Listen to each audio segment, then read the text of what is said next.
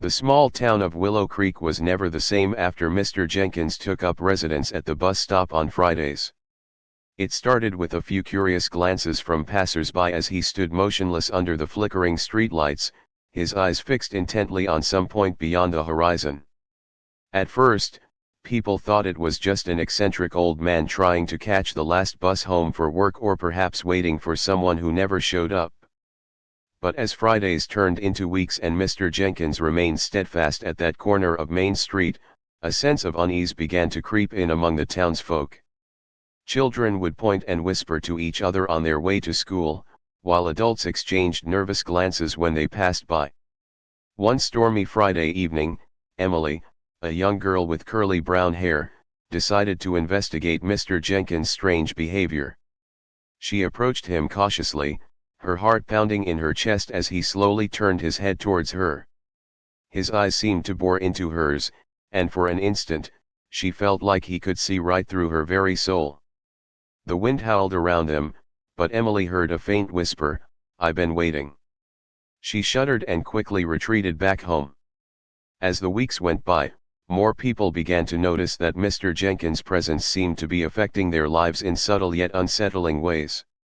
Some reported finding strange objects moved from its original place, while others claimed to have heard faint whispers on Fridays when they were alone at night.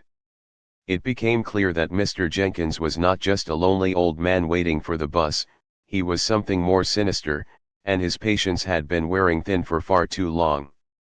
The townsfolk began to whisper among themselves about an ancient curse or some malevolent force lurking in plain sight, all under the watchful gaze of the unblinking Mr. Jenkins at the bus stop every Friday. The old man sat alone at the bus stop. It was every Friday that he would wait for his daily ritual to begin. He had been doing it for as long as anyone could remember, and some said even before they were born. As children grew older, their parents began to notice a change in them. They became withdrawn, hesitant to speak of certain things or people from the past. The old man's presence seemed to be linked to this phenomenon. His eyes would gleam with an unsettling intensity as he watched his victims, passengers arrive and depart. One Friday afternoon, a young girl named Emily boarded the bus. She had always been curious about the old man, but never mustered up the courage to approach him. As she took her seat near the back of the bus, she noticed that he was staring at her with an unnerving focus. The other passengers seemed oblivious to his gaze, too caught up in their own thoughts and worries. As Emily gazed out the window, watching as the old man's eyes never left hers, a creeping sense of dread began to seep into her mind. She felt herself becoming lost in thought, unable to shake off the feeling that she was being pulled towards some unknown destination by an unseen force. The bus lurched forward, and Emily vanished from view, leaving behind only a faint whisper, "I'll be waiting." And so every Friday afternoon, the old man would wait at his usual spot, watching for another unsuspecting soul to succumb to his strange and sinister power. The old man sat alone at the bus stop every Friday.